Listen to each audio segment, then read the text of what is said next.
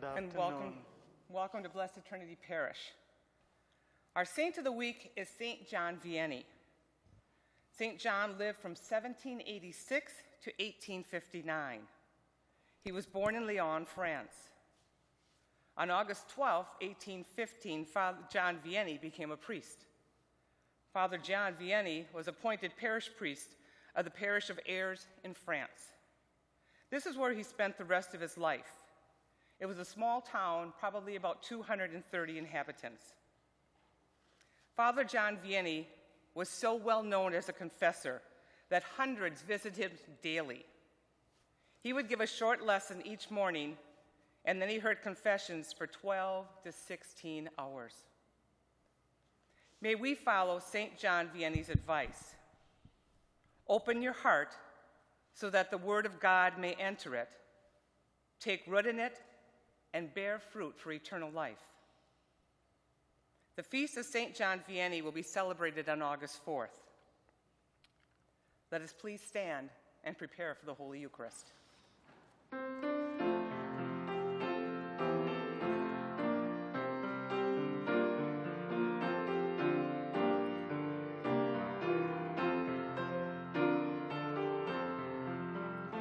Let us build a house where love is found, in water, wine, and wheat, a banquet hall on holy ground, where peace and justice meet.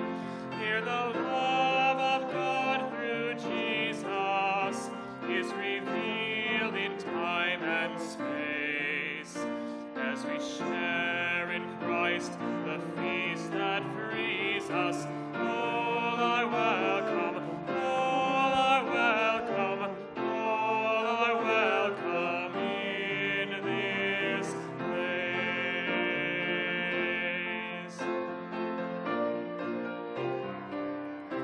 Let us build a house where hands will reach beyond the wood and stone, to heal and strengthen, serve and teach, and live the word they've known.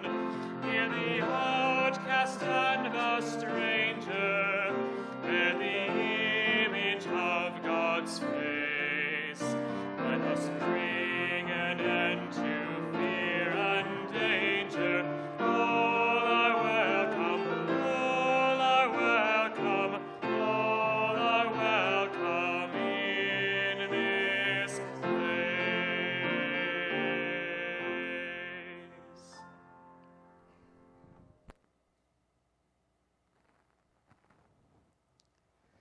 In the name of the Father, and of the Son, and of the Holy Spirit. Amen. The grace of our Lord Jesus Christ, the love of God, and the communion of the Holy Spirit be with you all, and with your spirit. I would like to welcome everyone to be part of this Holy Eucharist. Today we have the Holy Gospel taken from St. Matthew's Gospel, where we have that beautiful story or the miracle of the multiplication of 5 loaves and 2 fish, sufficient for maybe 7,000 to 8,000 people present. That means once you and I are in the presence of the living God, the Lord knows us. He knows our heart which is hurting. We are all hurting because of this particular situation in which we are. Just to tell you what went in my heart and in my life last weekend. As a priest, I never, ever, because of health reason, missed a Holy Eucharist in my entire priesthood. But last weekend, we had to take precautionary step since I had come in contact with a person who was that time suspected of having the virus. So it was on a precaution that we have cancelled the Holy Eucharist. But our heart, the Lord knows. Each time when you and I, with a sense of deep love, turn to that loving God and say, Lord, we need you. Touch our lives. That Lord is there to listen to us. I also would like to thank every one of you for wearing the face mask. During the Holy Mass, I may not be able to use it, but whenever I come in contact with the congregation, definitely I shall be. Otherwise, each time that fog builds up and each time I have to touch my glass, which I don't like to do. So I'm sorry, but at the same time, thank you for using the mask. If it helps, let us use it to get rid of this virus.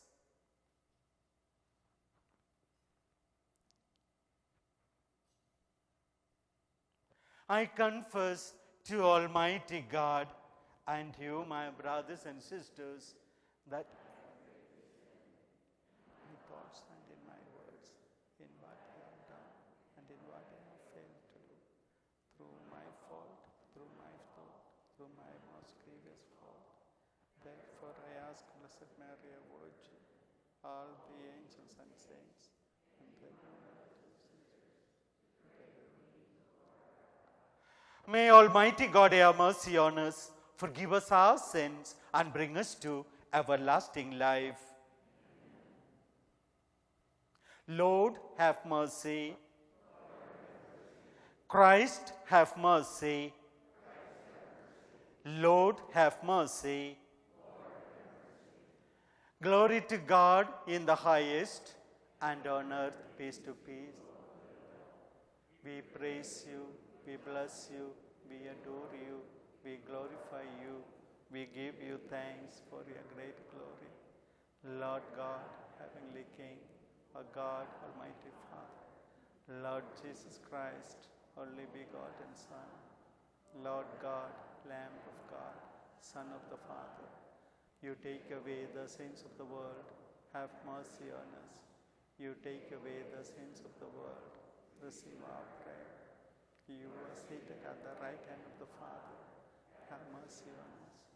For you alone are the Holy One, you alone are the Lord, you alone are the Most High, Jesus Christ, with the Holy Spirit, in the glory of God the Father. Let us pray. Almighty ever-living God, whom taught by the Holy Spirit, we dare to call our Father, bring, we pray, to perfection in our hearts the spirit of adoption as your sons and daughters, that we may merit to enter into the inheritance which you have promised. Through our Lord Jesus Christ, your Son, who lives and reigns with you in the unity of the Holy Spirit, one God, forever and ever.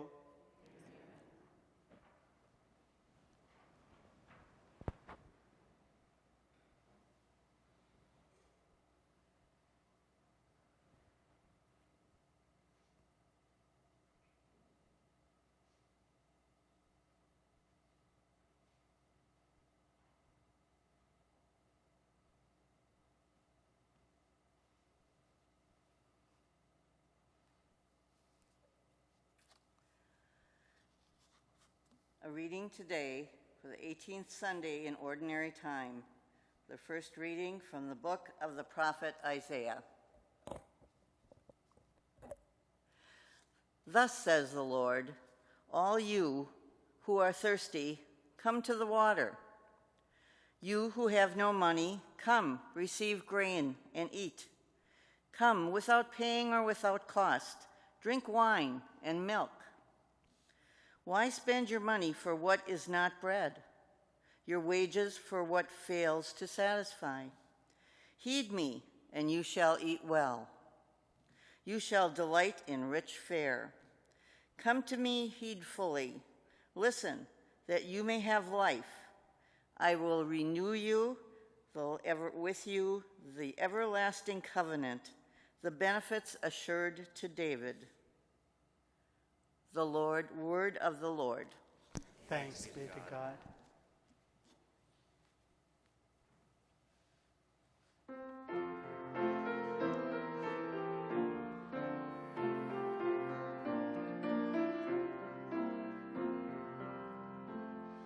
The Lord is my light and my salvation. Of whom should I be afraid? Of whom should I be afraid?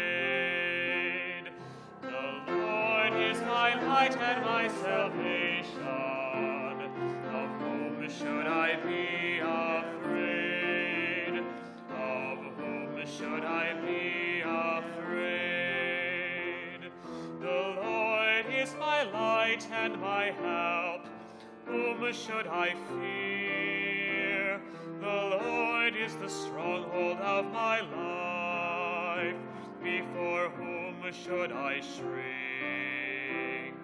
The Lord is my light and my salvation. Of whom should I be afraid? Of whom should I be afraid? There is one thing I ask of the Lord, for this I long, to live in the house of the Lord all the days of my life. The Lord is my light and my salvation. Of whom should I be afraid? Of whom should I be afraid?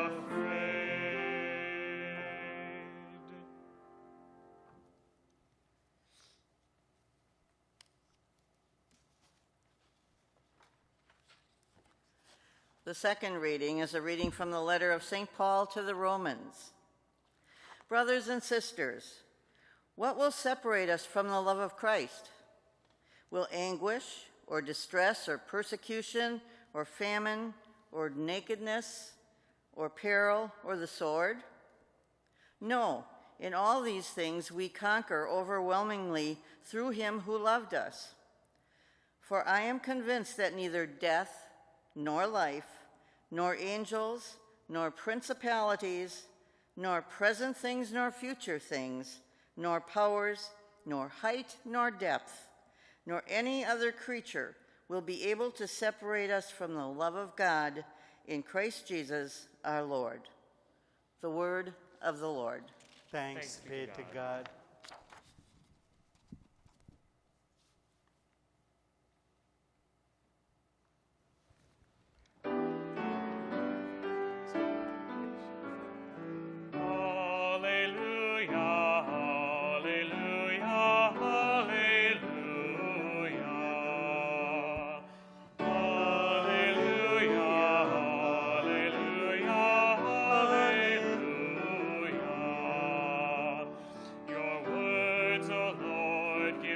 To my heart, your teaching is light to my eyes. Alleluia, alleluia, alleluia.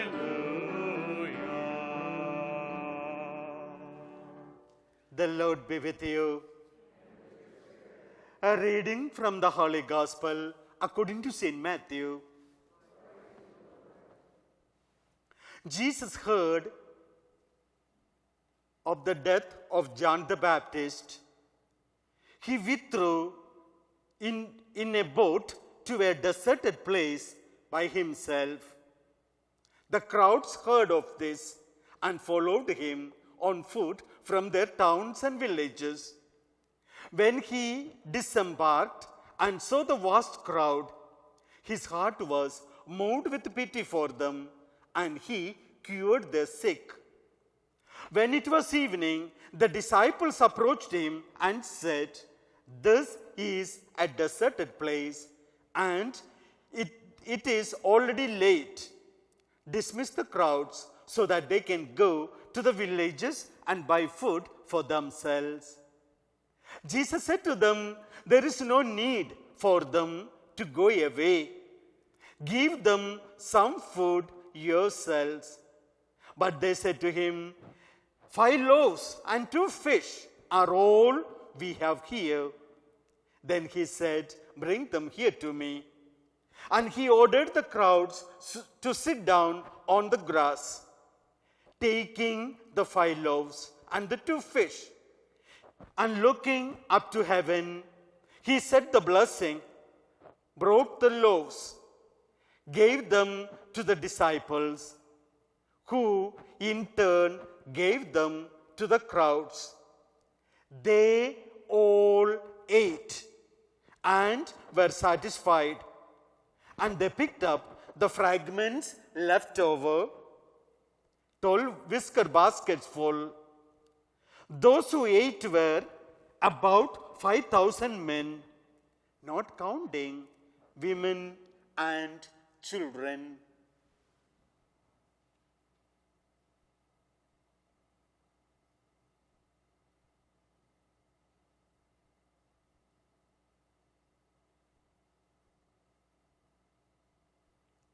The Gospel of the Lord.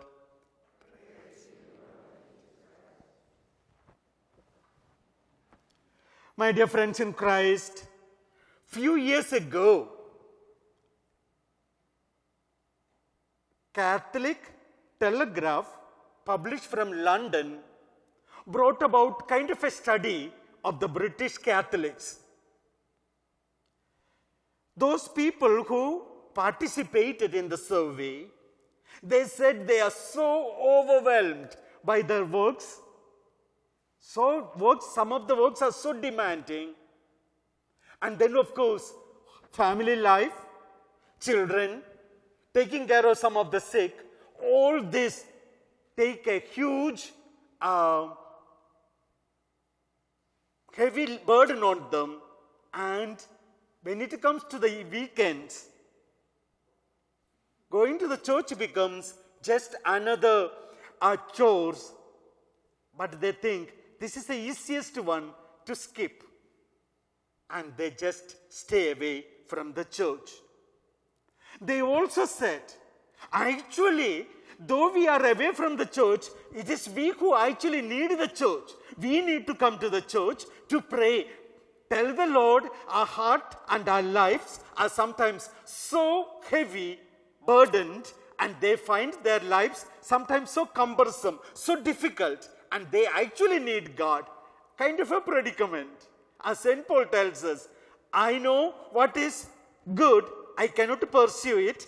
I know what is evil, I cannot avoid it. That kind of a predicament. We heard the first reading. That was taken from Prophet Isaiah, chapter 55. That particular chapter 55 is given to people for a lot of reflections, especially when people are going through low moments in their lives. Maybe for us, during this coronavirus shutdown, when all of us are going through an extremely difficult situation, maybe this particular chapter of Prophet Isaiah can console us. Anyway, let us come back to the theme of that particular reading, short as it was. Isaiah was not proclaiming or inviting people for a summer picnic. Come, eat and drink. It's free. No. He was trying to tell the people who were under captivity, not for 1 year, 2 years, 500 years. We can imagine their burden. These are people who had to give up their practice of religion, which they love, their food they used to eat in the land of Israel, and the culture they celebrated in the land of Israel among themselves. All those have become kind of a faded memory for them. To them, Isaiah was going to tell them, your captivity is going to end.